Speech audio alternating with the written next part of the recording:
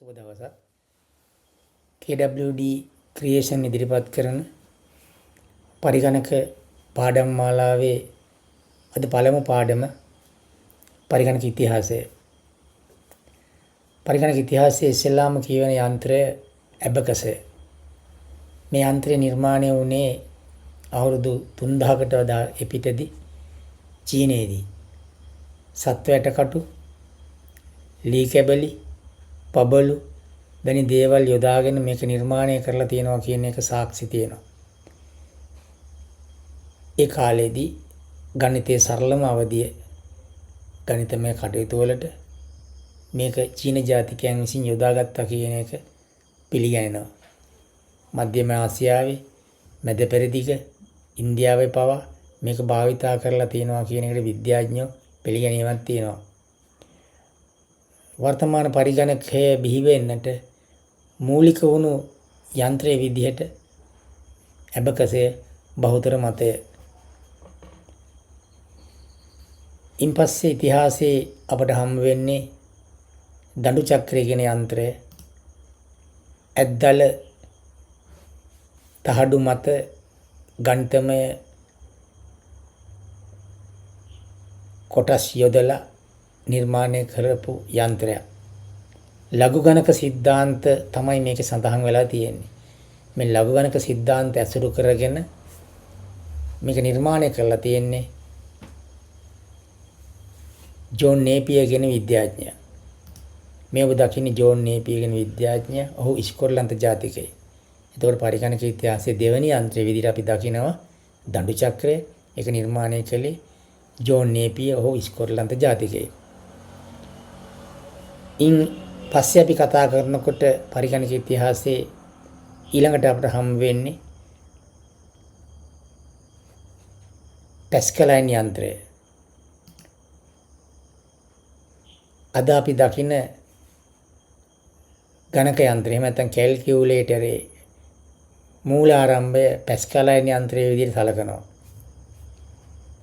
විදුලියකින් නොවන අතින් ක්‍රියාත්මක කරන ගණන් හදන යන්ත්‍රයක් විදිහට තමයි මේක පිළිගන්නේ. සර්ම සංකීර්ණ ගණිත කටයුතු මේකෙන් විසඳ ගන්න පුළුවන් වුණා. මේ නිර්මාණය කරන්නේ බ්ලේස් පැස්කල් කියන ප්‍රංශ ජාතික විද්‍යාඥයා.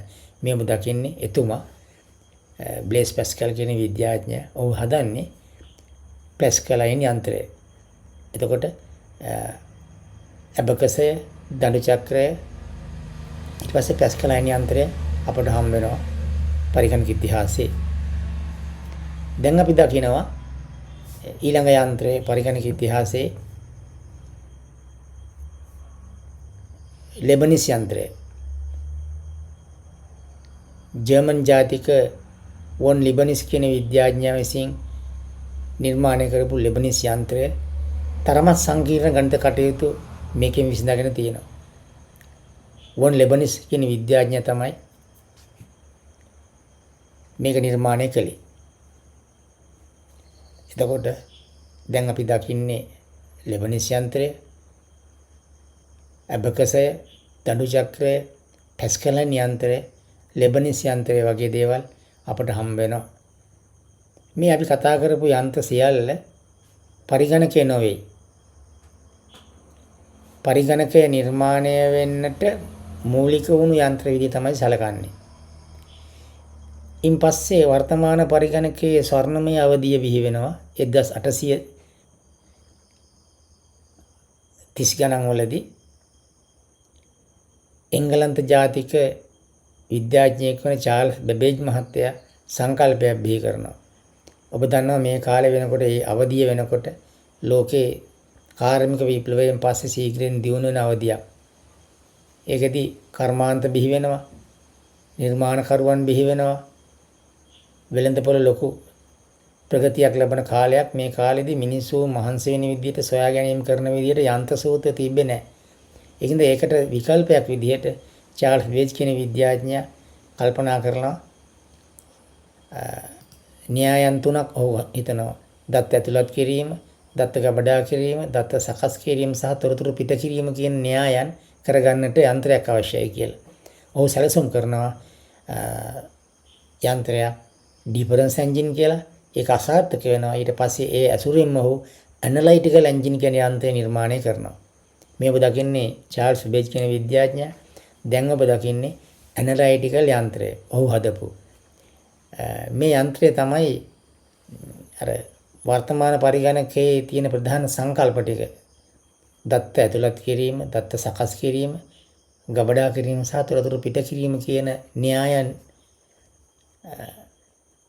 සිදු කර ගන්නට මුල් වුණු යන්ත්‍රය මේක තමයි. මේක සැලසුම් කරන්නේ චාල්ස් බේබේජ් මහත්තයා. මේ ඔහුගේ ක්‍රියාකලාපෙ හින්දාම ඔහුගේ නිර්මාණය හින්දාම පරිගණකයේ පියා විදියට චාල්ස් බේබේජ් මහත්තයා ඔහු එංගලන්ත ජාතිකයෙක් ඔහු සැලකනවා. සියලු පරිගණකවල මේ හදපු යන්ත්‍රවල දැන් මෙතුමා හදපු යන්ත්‍රයේත් වැඩසටහන් නිර්මාණය කරන්න වුණා. ඒ කියන්නේ ප්‍රෝග්‍රෑම් කරන්න. මේ වැඩසටහන් නිර්මාණය කිරීමේදී ඉස්ලාම කියවේ නාමය තමයි ඇඩා ලොවෙලක් කියන කාන්තාව. එංගලන්ත ජාතික කාන්තාවක් නෑ. පරිගණක වැඩසටහන් ඉස්ලාම නිර්මාණය කරලා තියෙන්නේ මේ කාන්තාව තමයි. ක්‍රමලේඛිකාව ලෝකේ බිහි වෙච්ච පළමු පරිගණක ක්‍රමලේඛිකාව විදිහට සලකන්නේ ඇඩා ලොවෙලක් කියන කාන්තාව මේ වහු දකින්නේ මේ ඇයව. ඉන්පස්සේ මේ ඇනලයිටිකල් එන්ජින් එක මේ ක්‍රමලේඛනය කිරීම වගේ දේවල් එකතු වෙලා අර මුලින් කතා කරපු යන්ත්‍රات පදනම් කරගෙන පරිගණක දියුණු වෙන්න පටන් ගන්නවා.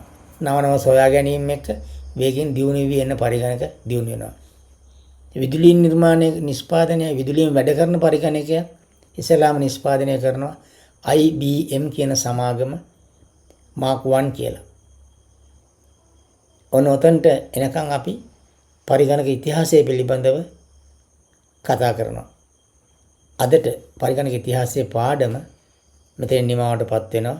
මේක පරිගණක පාඩම් මාලාවක් වශයෙන් ඉදිරියට යනවා. මේ ඊළඟ පාඩමේදී අපට හම්බෙන්න පුළුවන්. එතකොට ඔයගොල්ලෝ මතක ඇතුව මේ channel එක subscribe කරන්න. ඒ වගේම bell icon click කරන්න.